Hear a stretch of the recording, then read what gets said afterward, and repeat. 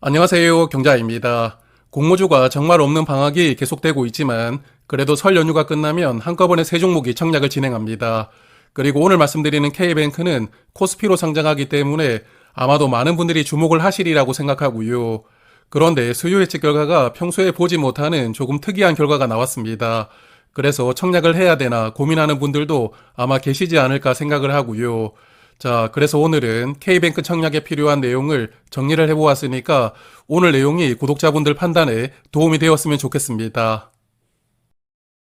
K뱅크는 설 연휴가 끝나고 금요일부터 청약을 시작합니다.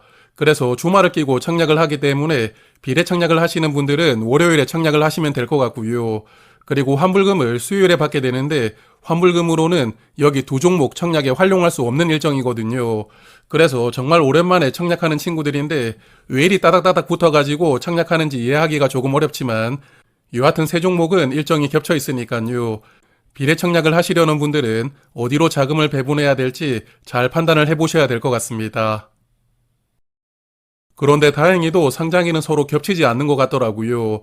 일단 K뱅크는 3월 5일에 상장하는 일정이고 나머지 두 종목도 6일과 9일에 상장하는 일정인데 상장일은 수요 예측 결과가 발표되면서 일정이 조정되는 경우가 많거든요.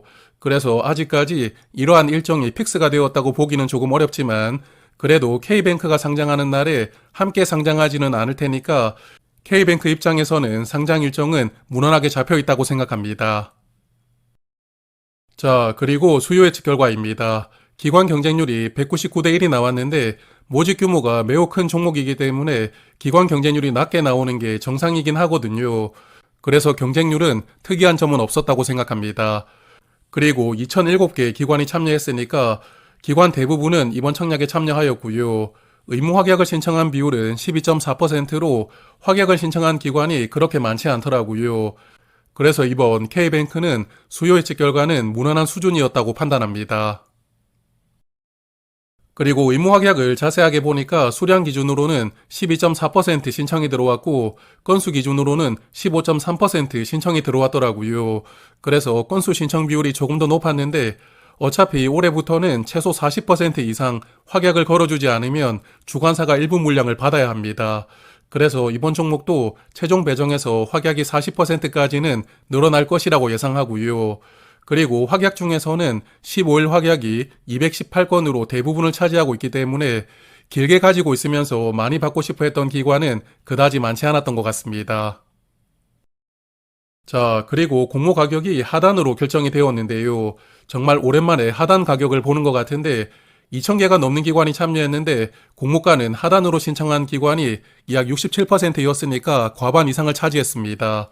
그래서 개인적으로는 하단 가격으로 결정된 부분이 긍정적이라고 생각을 하기 때문에 오랜만에 기관 투자자들이 가격 결정에서 역할을 해주었다고 생각하고요. 그래서 K뱅크는 이번 IPO에서 4,980억 원을 모집하고 시가총액은 약 3조 4천억 원으로 상장하게 되었으니까요. 코스피 종목답게 오랜만에 대형 종목이 시장에 상장하게 됩니다. 자, 그러면 이제 회사를 조금 파악을 해볼 텐데 사실 K뱅크는 다들 알고 계실 테니까요. 크게 설명이 필요 없는 기업이라고 생각합니다.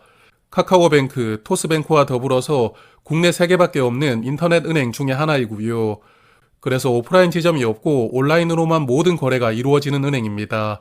그리고 기본적으로는 예금과 대출의 마진으로 돈을 벌고 있지만 그래도 가상화폐라든지 보험 같은 다양한 상품을 판매하는 플랫폼을 키워나가고 있고 조금씩 성장해 나가고 있다고 합니다. 그리고 25년 기준으로 시장 점유율은 2위를 기록하고 있다고 하는데 전체 은행 중에서 카카오뱅크가 점유율이 4.3%로 1위를 차지하고 있고요. K뱅크가 약 2% 정도로 2위, 그리고 토스뱅크가 간발의 차이로 3위를 차지하고 있습니다. 그래서 K뱅크도 점유율이 계속 높아지고 있지만 토스뱅크가 무섭게 쫓아오고 있으니까요. 2위 자리를 수성하는 게 조금 힘들어 보이기도 하는데 여하튼 현재 기준에서는 점유율 2위를 기록하고 있는 은행입니다. 그리고 최근 3년간 실적을 보니까 일단 24년에 영업이익이 크게 늘어났더라고요. 23년 대비 영업이익이 700% 넘게 성장하면서 단숨에 1,000억 원대 영업이익을 달성하였습니다.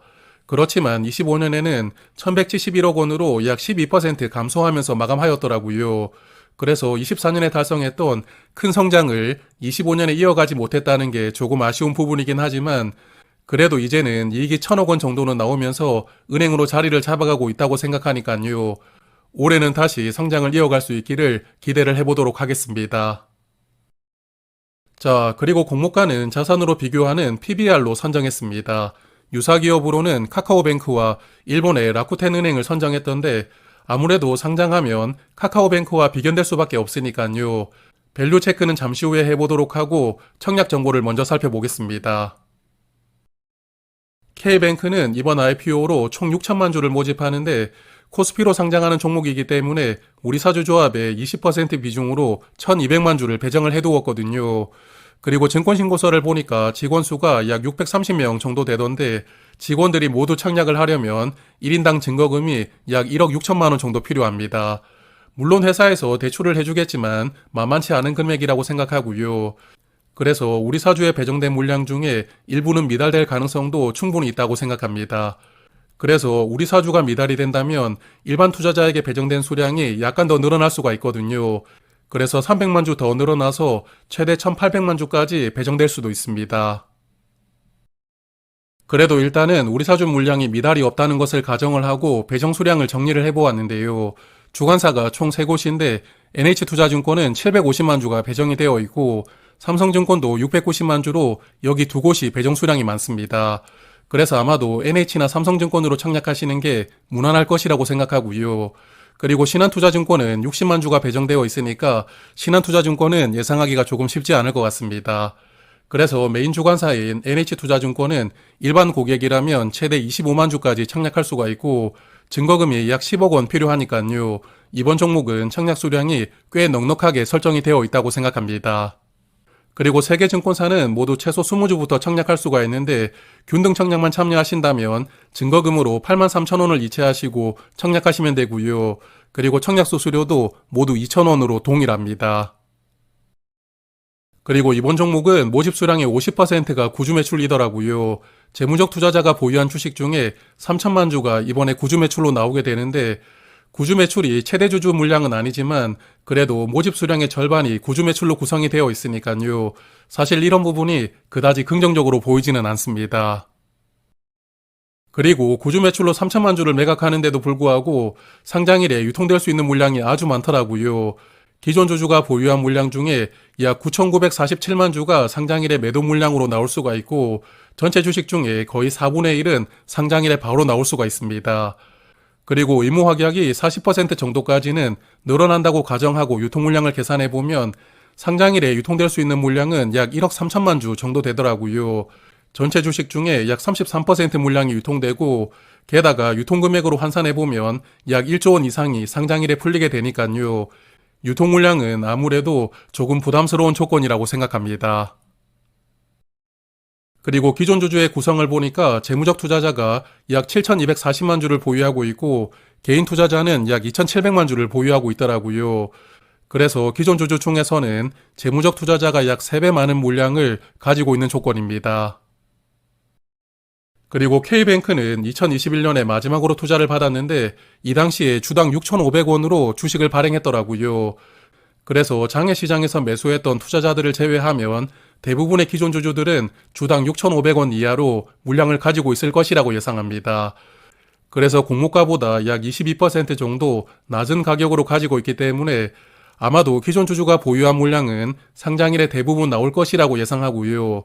그래서 이 종목은 상장일에 유통될 수 있는 물량을 대부분 기존 주주가 가지고 있고 특히 재무적 투자자들이 많은 물량을 가지고 있으니까요.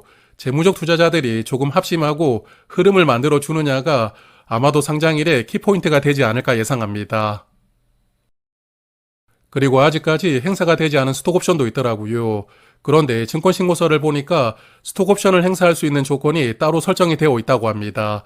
25년도에 자기 자본을 2조 원 이상 넘겨야 되고 세전 이익이 1,000억 원 이상 되면 스톡옵션을 행사할 수 있다고 하는데 이런 조건을 확인하기 위해서는 감사보고서가 나와야 되거든요.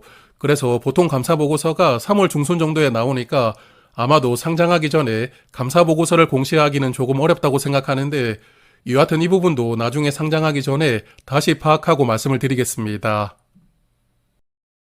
자, 그러면 몇 가지 내용을 조금 더 체크해보고 마무리하겠습니다. 지난 1월에는 두 종목이 상장했었는데 둘 다 아주 큰 시세가 나왔습니다. 삼성 스펙은 장중에 300% 상한가를 찍었다가 살짝 빠졌지만 그래도 260% 상승해서 마감하였고요. 그리고 덕양에너젠도 거의 상한가 근처까지 올라갔다가 살짝 빠지면서 마감했지만 그래도 공모가 3배 이상에서 마감하는 아주 큰 시세가 나왔습니다. 그래서 공모주 시장 분위기가 여전히 뜨겁지만 K뱅크가 이 정도로 큰 시세가 나오기는 현실적으로 조금 어렵다고 생각합니다.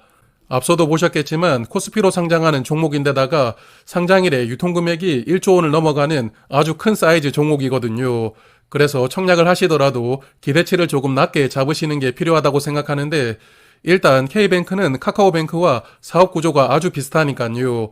밸류 측면에서 자산으로 비교하는 PBR 그리고 이익을 비교하는 PER 이 두 가지 방법으로 카카오뱅크와 밸류를 비교를 해보았습니다.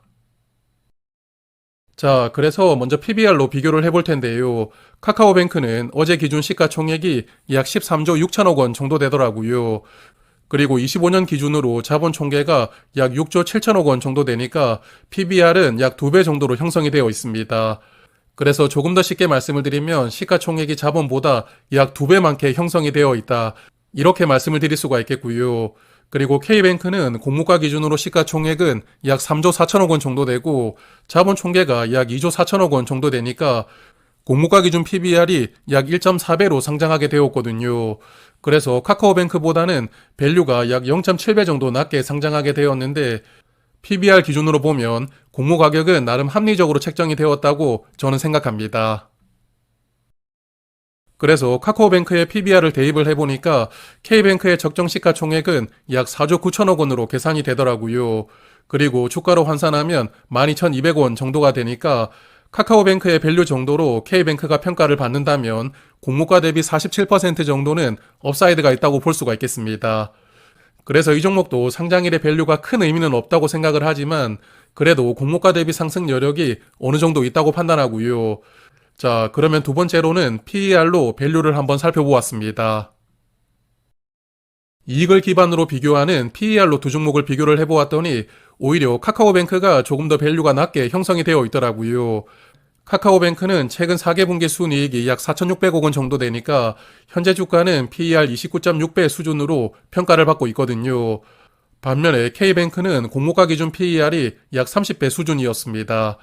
그래서 PER 기준으로 판단을 해보면 K뱅크의 공모가가 카카오뱅크보다 싸다라고 판단하기에는 조금 무리가 있어 보이기도 합니다.